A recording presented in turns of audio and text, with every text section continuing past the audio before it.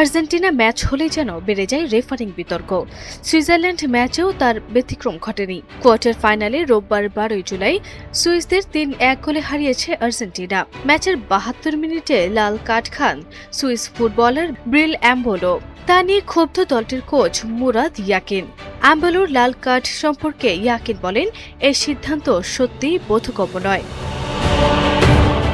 আমি জানি ফিফা রেফারিদের প্রতিবারই সুরক্ষা দিবে, কিন্তু এই নিয়মের কারণেই আজকের ম্যাচটা শেষ হয়ে গিয়েছে। সেই সময় অ্যাম্বেলোকে হলুদ কার্ড দেখানোর কোনো কারণ ছিল না।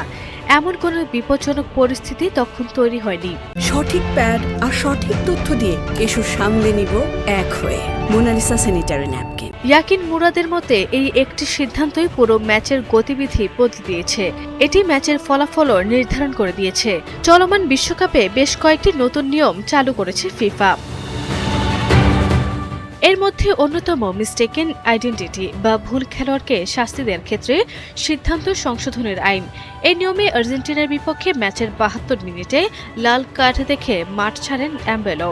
এর আগে দেখা যায় লিয়ান্দ্রো পারেদেস ফাউল করেছেন অ্যাম্বেলোকে। পর্তুগিজ রেফারি জিয়াও পিনাইরো তখন হলুদ কার্ড দেখান আর্জেন্টাইন ডিফেন্ডারকে। পরে ভিআর পর্যালোচনা করে দেখা যায় দুজনের মধ্যে আসলে কোনো সংঘর্ষ হয়নি। অ্যাম্বেলো নিজে নিজে মাটিতে পড়ে গিয়েছিলেন। তখন নতুন নিয়মে তাকে হলুদ কার্ড দেখানো হয়। এর আগে আরেকটি হলুদ কার্ড থাকায় সেটি লাল কার্ডে পরিণত হয় এবং মাঠ ত্যাগ করেন অ্যাম্বেলো। আরভি ইসলাম হিমু, এনটিভি অনলাইন।